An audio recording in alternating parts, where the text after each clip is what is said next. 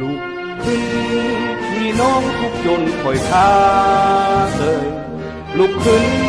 ผู้ถือกดข่มทั้งหลายคืนผมเจ็บแค้นเจ็บแสบเหลือล้นใจเฮาปฏิญาณต่อสู้จนตายสังคมเก่า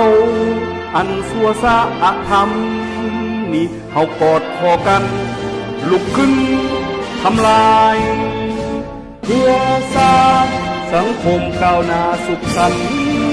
ติทุกสิทธิประโยชน์เอากำคืนใหม่สู้ครั้งนี้แม้ครั้งท้า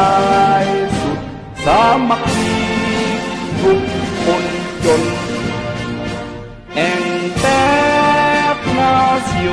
นาลจะเป็นสังคมหวงชนสู้ครั้งนี้แม้ครั้งท้ายสุดสามัคคีพร้อมกันสร้างแองแตกนาซิโอนาลสังคมแสนสุขสว่างพวกเขาส่วนกันคนงานหมดโลกนี้พวกเขาผู้ออกเลือดเนื้อแทนจึงเป็นเจ้าของฟ้าดินถิ่นฐานผู้ที่พันเอาโคนลงสุดแห่งปฏิวัติฟาดพาลงฝุ่นยักษ์ผีมารฝุ่งปฏิการภายสาดโคตรวายพวงสนมีผิดชีวิตสดชื่นบานตุ่มดวงตาเบ็นแสงทอดประกายอยู่ข้างนี้แม้ข้างท้า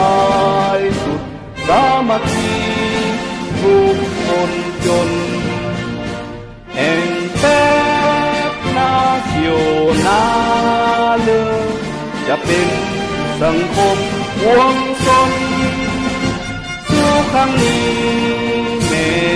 ข้างท้ายสุดสามัคคีพร้อมกันสร้างแห่งแตกนาซิโอนาลสังคมแสนสุขสว่างบ่มี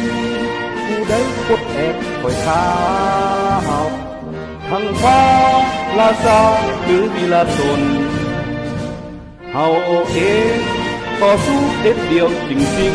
ๆเอาได้อิสระเพื่อประชาชนเพื่อยัดแยงเอาความสุขทรัพย์สินคืนด้วยไสสนาเหลืองเหลือมสง่าเพื่อนเอ่ยหีบลูกต่อสู้หีบลูกตื่นได้ถึงโอกาสถึงแล้วเวลาทุกครั้งนี้แม้ข้างท้ายสุดสามัคคีทุกคนจนแห่งแตกนาซิโอนาลจะเป็นสังคมหวงชนสู้ครั้งนี้แม้ข้างท้ายสุดสามัคคีพร้อมกันสร้างแห่งแตกนาซิโอนาลสังคมแสนสุขสว่าง